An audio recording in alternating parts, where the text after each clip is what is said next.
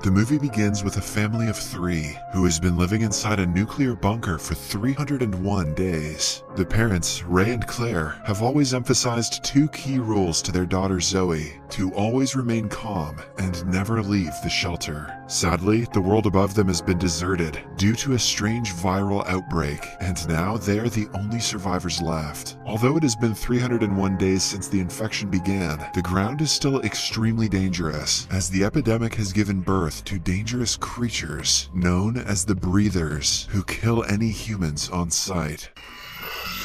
The scene shifts to 301 days ago, when it first began. The family of 3 is living in a peaceful neighborhood, when suddenly they notice their neighbors start frantically packing to leave town. When asked what happened, the neighbors do not answer, but swiftly drive away instead. It turns out that a highly contagious viral epidemic has hit their small town named Kingsville. Scared of getting infected, the inhabitants leave their homes and drive down the highway to escape. However, they are stopped midway by the CDC, who declare the area to be under quarantine. As the people step out of their cars, a pair of fighter jets drops multiple bombs nearby, attacking the scared citizens as they run away in fear. Amidst the chaos, Ray leads the family to a nearby elementary school. Just as the fighter jets drop another bomb nearby, they find a hatch leading to the shelter and enter it. Back in the present, Zoe wakes up one night after having a nightmare about the Breathers infiltrating their shelter. The mother quickly calms her down, assuring that she is safe, as her dad Ray is out keeping watch. To ease her concerns, Claire takes Zoe to meet Ray, who is just returning from his watch shift. Ray further assures her that she's safe and allows her to climb a ladder leading to the shelter's exit. When Zoe reaches the top, she discovers that the opening is firmly locked with an array of secure chains. Seeing this, a paranoid Zoe is finally convinced and returns to her parents as the family heads for the shelter's pantry. In there, Zoe, alongside Claire, conducts their morning ritual of carving a line on the wall to signify a new day. After doing this, Zoe counts the wall's markings and realizes that they have spent a total of 301 days alone in the shelter. This realization saddens Zoe, as she has no friends her age and is tired of staying in the gloomy shelter. A few minutes later, Zoe sits to have breakfast while Claire scans the pantry shelf for food. However, they soon discover that the container is empty. On investigating, Claire finds that a rat had entered the pantry and eaten through most of the canned foods, thus shortening their already limited options. The family also discovers that the rat managed to sneak into the shelter through an opening other than the main barricaded hatch. They find a small air duct, but Ray reassures Zoe that the Breathers wouldn't be able to fit through that duct. Left with very few alternatives and no remaining peach cans, the family settles for a plate of beans for breakfast. A disappointed Zoe sulks over the beans and picks at her meal as she refrains from eating.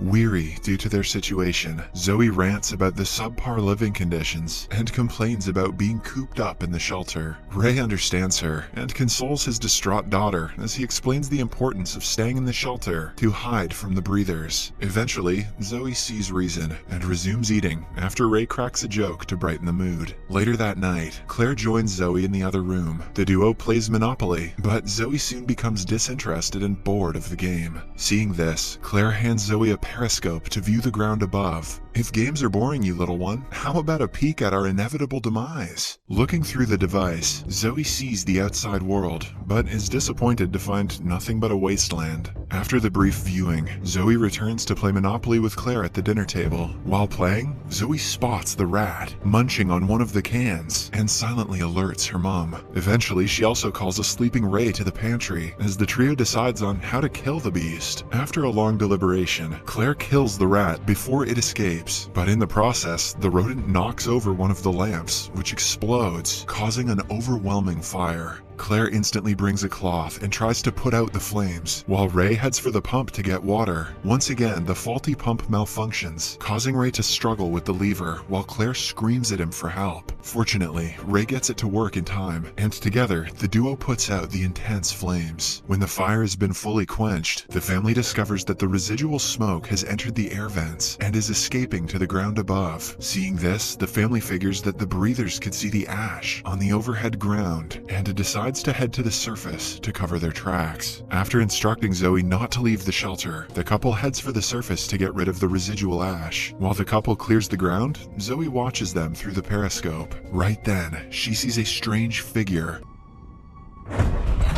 lurking behind her parents and assumes that it is a breather. Zoe screams to get her parents' attention, further drawing attention to them, but the couple, who are a long distance away, don't hear her. Disregarding their instructions, Zoe opens the hatch and exits the shelter as she races to her parents to warn them of the lurking creature. Outside, Zoe finds no one and screams their names as she wanders around searching for them. Suddenly, Claire pops up behind Zoe and shuts her mouth to stop her incessant screams. When Claire releases Zoe, the little girl warns the couple of the strange figure she saw behind them. The shapes that Zoe saw turn out to be a herd of deer.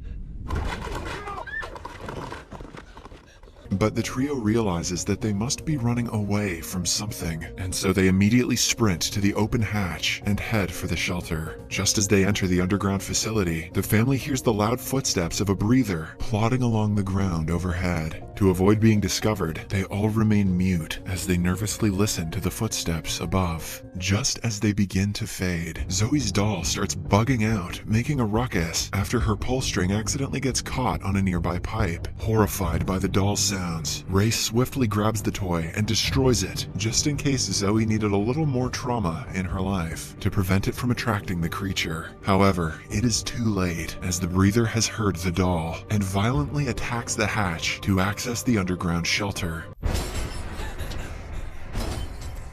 One by one, the chains are pulled from their moorings, and seeing this, Ray and Claire climb the ladder to wedge the door shut. For one terrifying moment, it is opened, and Skarsgård goes full barbarian on the creature outside.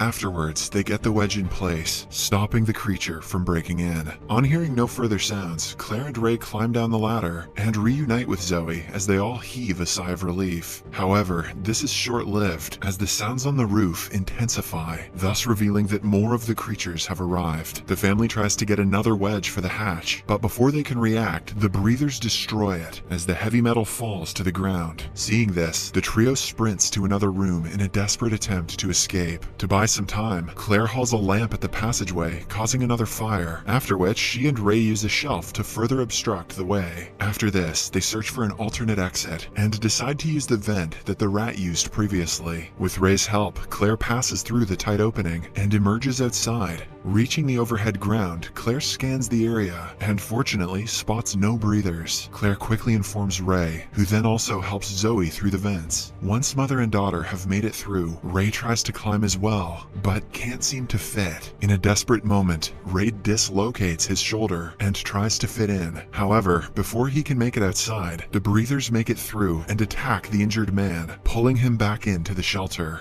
On looking down, Claire and Zoe are horrified to see a splatter of blood and eventually assume that Ray is dead. After taking a moment to grieve him, making an absolutely idiotic amount of noise, the duo sprints through the dark roads and emerges on a highway filled with a lineup of empty cars. Right then, a helicopter with a bright headlight appears in the sky. Seeing the chopper, the duo runs in the opposite direction. However, they don't make it far before they're captured by a fired net. As they struggle to free themselves from the net, the breathers appear from the shadows and surround the door. As they step into the light, we learn that the breathers are in fact not monstrous creatures at all, but actually American soldiers wearing full protective face masks. In a flashback scene, 301 days ago, we see Claire and the family right after the aerial attack. In the bunker, Claire finds a cut on her hand and shows the rest of her family as it turns black, signifying that she is infected. Seeing this, the family realizes that the virus is airborne and has now infected the entire town. Back in the present, the armed men ask the duo to calm down as they whip out a syringe to test them for the virus. As the soldiers extract their blood, they discover that the pair are indeed infected. Learning this, the army men surround them with guns and prepare to fire. However, before they pull the trigger,